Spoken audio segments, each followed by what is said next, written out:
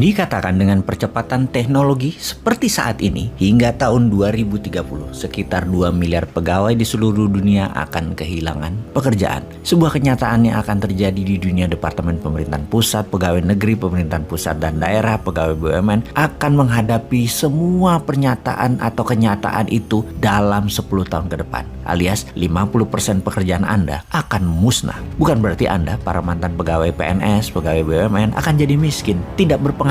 Tidak, mungkin malah lebih besar dari penghasilan Anda saat ini. Namun pastinya profesi Anda yang berubah. Sahabat, kita adalah manusia yang taat pada mimpi kita, bukan taat pada profesi tertentu. Mimpi kita mengajari anak misalnya, tidak selamanya kita harus jadi guru. Kemudian profesi kita melayani publik, tidak selamanya harus jadi pegawai negeri atau pejabat daerah. Kalau kebutuhan pegawai negeri sipil berkurang hingga 50% dalam 5 tahun ke depan, maka melayani masyarakat bisa dengan profesi swasta lainnya. Karena sekali lagi, di seluruh dunia 2 miliar profesi akan hilang dalam 10 tahun ke depan, akan digantikan yang lebih keren dan lebih menguntungkan. Sungguh, itu adalah sebuah kepastian. Yang jadi masalah adalah kemampuan Anda beradaptasi bisa atau tidak. Ingat, uang itu selalu tetap bahkan bertambah.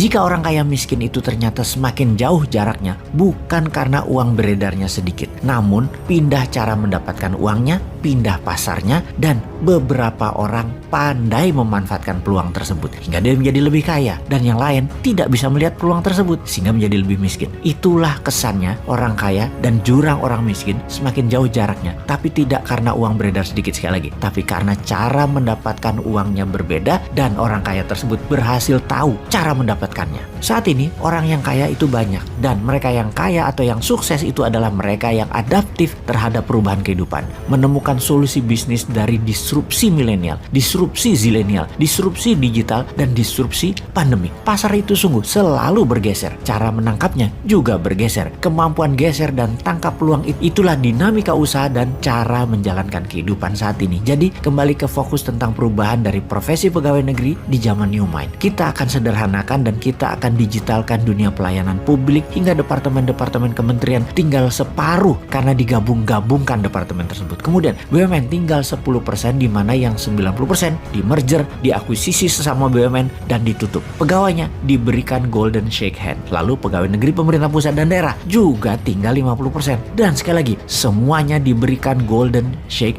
hand. Inilah rencana demi membuat Indonesia menjadi negara superpower. Maka sekali lagi, sistem administrasi negara akan di-IT-kan, akan didigitalkan, dan akan di-blockchain-kan. Sehingga tenaga kerja administrasi di pemerintahan pusat daerah akan menjadi ringkas, menjadi sederhana, juga departemen di kementerian, serta pegawai BUMN. Pastinya BUMN bukan lagi senjata ekonomi yang akan menjadikan rakyat Indonesia hanya pasar. BUMN bukan lagi kompetitornya UKM. BUMN bukan lagi akan di bawah kementerian. BUMN bukan lagi tempat para pengangguran, pemenang sukses pemilu. BUMN bukan lagi raja impor pembuang dolar, tetapi BUMN menjadi sarana agen perubahan yang mana jumlah pegawainya hanya sedikit karena semuanya berbasis IT. Pastinya ada 3 juta orang akan mendapatkan golden shake hand, pesangon uang tali kasih. Bagaimana menghitung dan berapa yang mereka dapat? Cara perhitungan golden shake hand adalah lama kerja dikali 20 dikali gaji terakhir. Misalnya gajinya 5 juta sebulan. Lama kerja 10 tahun. Maka rumusnya adalah 10 tahun dikali 20 atau 200 dikali 5 juta. Maka dia akan mendapatkan 1 miliar rupiah. Sekali lagi, dia akan mendapatkan 1 miliar rupiah. Total dalam 5 tahun akan ada 3 juta pegawai, di mana negara akan menyediakan anggaran berjumlah 3.000 triliun untuk golden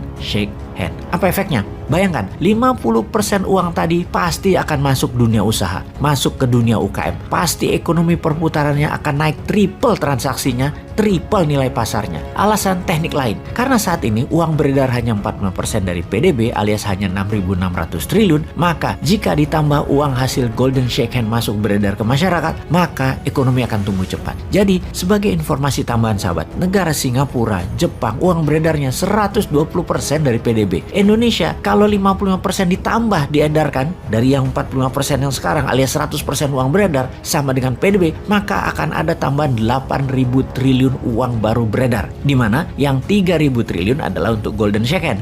Yang 5.000 triliun lainnya ya buat yang lain yang produktif gitu loh. Makanya terima saja MMT sebagai strategi ekonomi simbol dari kebangkitan ekonomi akar rumput.